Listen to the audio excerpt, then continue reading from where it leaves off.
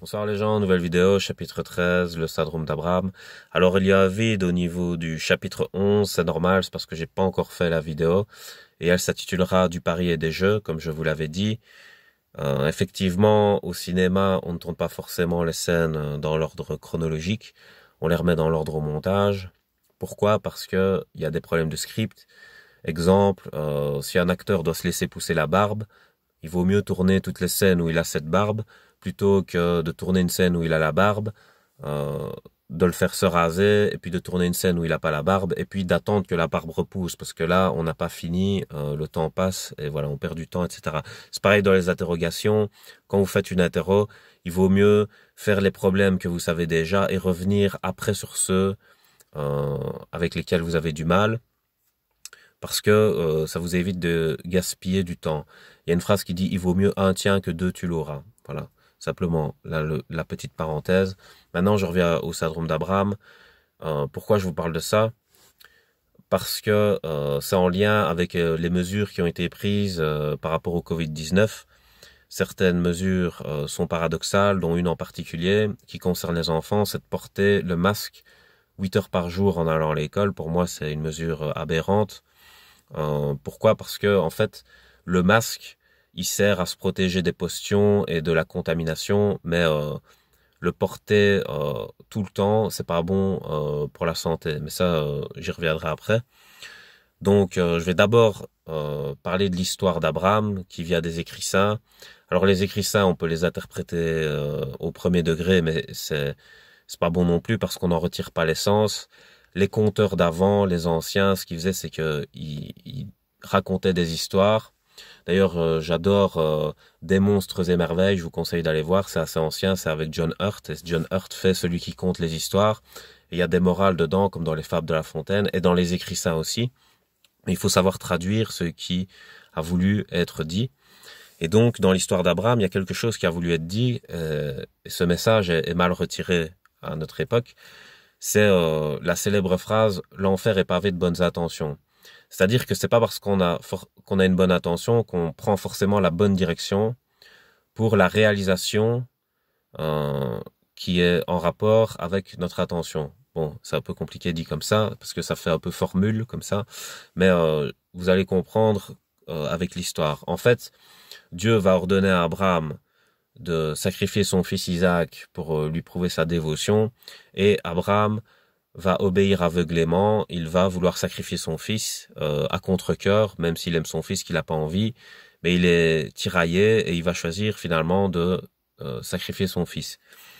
Et donc, au moment où il va vouloir le tuer, il y a un ange qui va arriver et qui va l'en empêcher, et qui va dire à Abraham, tu n'as pas compris, etc. Et en fait, c'est la manifestation de Dieu qui vient dire à Abraham, j'essaie de voir ton niveau de lucidité, en gros. C'est-à-dire ton niveau de conscience. Et en fait, non, ton niveau de conscience n'est pas bon parce que tu étais prêt à le faire aveuglément. Et en fait, c'est ça que j'avais déjà expliqué, c'est il faut prendre garde au piège du diable parce que Baudelaire avait écrit La plus grande ruse du diable et d'avoir réussi à faire croire qu'il n'existait pas. Et moi, j'ai écrit par rapport à Baudelaire, la plus grande ruse du diable n'est pas d'avoir réussi à faire croire qu'il n'existait pas, c'est d'avoir réussi à se faire passer pour Dieu. Donc attention à sa dévotion et à la cécité de sa dévotion. Et c'est ça la leçon à tirer de l'histoire d'Abraham, c'est-à-dire que Dieu n'ordonnerait jamais une chose pareille. Si c'était vraiment Dieu, il n'ordonnerait jamais une chose pareille. Et donc, c'est ça qu'il faut retenir. D'ailleurs, ça a un lien avec les 10 commandements. Pourquoi? Parce que le sacrifice est lié à l'idolâtrie. L'idolâtrie est interdite dans les 10 commandements. D'ailleurs, quand Moïse revient du Sinaï, le peuple juif a créé le veau d'or. Donc l'idolâtrie, ils idolâtrent un objet et ils s'objectisent eux-mêmes. Donc c'est le fanatique et la star, l'idole. Donc il y a un déséquilibre dans les rapports. Et Moïse se fâche et casse les tables de loi. Et voilà, parce que c'est dans les 10 commandements, tu n'adoreras pas d'autre Dieu que ton Dieu. Donc en gros, c'est pas d'idolâtrie envers personne ni envers soi-même. C'est ça le message qu'il y a à retenir.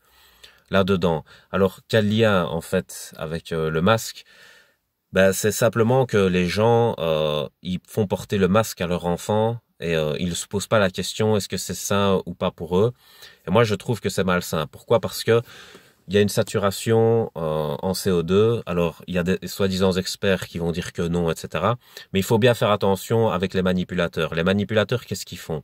Ils font deux choses importantes dans le cerveau d'une personne. Un, ils détruisent l'esprit de logique. Pourquoi? Je vous avais déjà expliqué avec le tueur en série. Le tueur en série de niveau 3 ne veut pas qu'on remonte jusqu'à lui. Pour ne pas qu'on remonte jusqu'à lui, il faut qu'il détruise les liens qu'il y a entre les indices qui pourraient tout ramener jusqu'à lui. Donc, il détruit l'esprit de logique dans l'éducation ou à travers les médias ou ce que vous voulez. Donc, il vous empêche de réfléchir de manière scientifique. Il va vous pousser à aller dans des croyances, dans la psychorigidité, etc. C'est ce qui se passe concernant le masque. Parce que la science, on sait plus trop ce qu'elle dit, mais il y a aussi une deuxième technique, c'est de vous couper de votre ressenti. Alors, ça, je l'avais déjà expliqué dans l'objectivité et la subjectivité. Un médecin, il est meilleur que vous au niveau objectif. Pourquoi? Parce qu'il a fait des études dans le domaine, donc il est devenu spécialiste. Il connaît mieux votre anatomie que vous-même. C'est-à-dire il connaît les organes, il connaît les particules, il sait les interactions qu'il y a entre les particules. Vous êtes ignorant de ça, donc si vous avez un problème à l'intérieur de vous-même, vous savez pas le résoudre. C'est pour ça que vous confiez votre santé à ce médecin, parce qu'il est plus apte que vous à résoudre le problème. Bon, ça c'est dans la connaissance objective. Mais il peut y avoir de la corruption où le médecin a un conflit d'intérêts et donc qu'il se bat plus pour son ego et qu'il s'en fout de votre santé. Donc il va pas forcément vous soigner, il peut même utiliser son savoir contre vous dans ce cas-là. Donc c'est pour ça qu'il faut faire attention aux soi-disant experts pour voir s'il n'y a pas de conflit d'intérêts. Déjà de un, et de deux, dans la manipulation, c'est de vous couper de votre ressenti. C'est-à-dire que au niveau objectif, le médecin est meilleur que vous, mais pas au niveau subjectif. Au niveau subjectif, c'est sa limite. C'est-à-dire que ce que vous ressentez, il peut pas dire non à ça. C'est-à-dire si vous avez mal, vous avez mal. Nous sommes égaux au niveau de notre construction humaine, mais le temps et les contextes nous séparent. La vie nous sépare. C'est-à-dire que une personne, elle peut avoir mal à l'épaule et une autre pas, parce que la vie a fait qu'à un moment donné, elle a eu une interaction qui a fait qu'elle a eu mal à l'épaule. Une personne, il peut lui manquer un membre, il peut ne pas manquer un membre à une autre personne. Donc, même si nous avons des bases structurelles objectives, la vie nous sépare. En fait, la vie fait que nous sommes différents au niveau de nos ressentis. Et donc, ça, c'est la limite. Donc, les manipulateurs, ils vous disent aussi ce que vous devez ressentir et ils détruisent votre esprit de logique. Donc, quand on vous dit ce que vous devez ressentir, c'est par rapport au masque, par exemple. Par rapport au masque, on vous dit, non, vous ne devez rien sentir, normalement, ça va, il n'y a pas de saturation en CO2. Alors que vous, quand vous mettez le masque, vous sentez bien que vous respirez pas bien. Et vous avez raison. Vous avez raison parce que quand vous recrachez l'air que vous recrachez, c'est ce dont le corps ne veut pas. Il a gardé l'énergie dont il avait besoin et qui est bonne pour lui et il rejette ce qui n'est pas bon pour lui. C'est ça le propre du déchet. D'ailleurs, quand les astronautes vont manquer d'oxygène ou quoi, c'est parce qu'ils respirent en permanence le même air et qu'ils vont s'étouffer dedans. On étouffe les gens avec des sachets, on leur met des sachets sur la tête pour les étouffer. C'est le même principe. En fait, c'est un peu comme si on vous faisait manger vos propres excréments après que vous les ayez fait, pardon. Donc, vous allez aux toilettes, on prend vos excréments, on vous les met dans une assiette ou dans un verre et vous devez les ravaler. Et ce n'est que du déchet. Alors, vos sensations, elles sont importantes. C'est pour ça que les manipulateurs, ils essayent de vous en dissocier. C'est ça qu'il y a avec les OGM, les produits chimiques et tout ça. On met des arômes, en fait, pour cacher, des parfums, pour cacher la toxicité. Pourquoi l'être humain est répulsif au niveau de la chimie? Quand il y a un produit chimique, l'être humain il le sent et il veut repousser ça tout de suite. Ça le dérange, l'odeur le dérange et veut partir. Parce que c'est très mauvais ce qui est chimique pour l'organisme. Si il consomme ça, il crève. C'est du poison. Donc comme c'est du poison, votre organisme il le rejette. C'est pour ça qu'il faut faire attention à ces sensations. Pourquoi on rejette les excréments? Parce que c'est du déchet. Le corps ne veut pas de ce qu'il a concentré en déchets. C'est toxique pour lui. Donc, quand vous sentez l'odeur des excréments, vous voulez repousser. C'est pareil avec la transpiration, puisque la transpiration, c'est l'évacuation des particules mortes. Et donc, c'est du déchet aussi. Et donc, la transpiration, c'est une odeur qu'on n'aime pas non plus. Donc, la transpiration, les excréments et la chimie. Donc, vous voyez, quand vous faites attention à vos sens et quand vous utilisez votre esprit logique, merde, le flash s'est coupé. Et ben voilà, ça vous permet d'éviter ce genre de piège. Ouais, la vidéo continue dans le noir, apparemment j'ai plus de batterie, donc je vais terminer, désolé.